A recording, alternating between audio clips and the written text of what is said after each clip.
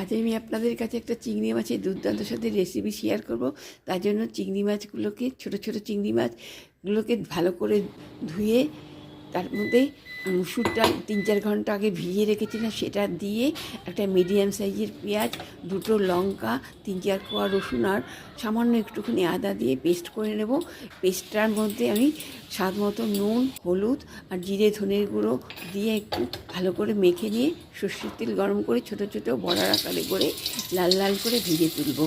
ভাজা হয়ে গেলে ওই তেলের মধ্যেই আমি মিডিয়াম সাইজ আগে প্রথমে জিরে তেজপাতা ফোড়ন দিয়ে নেব, তারপরে মিডিয়াম সাইজের একটা আলু চৌকো করে কেটে আর বড় পেঁয়াজের আধখানা পেঁয়াজ ঝিরিঝিরি করে কেটে সেগুলোকে লাল করে ভেজে তুলব।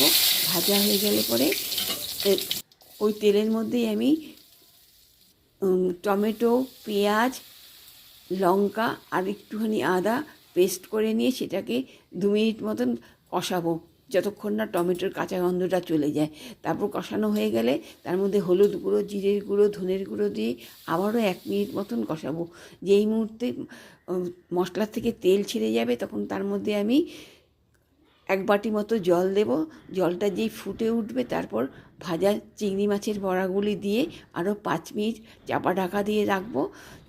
সেদ্ধ হয়ে গেলে তারপর আমি তার মধ্যে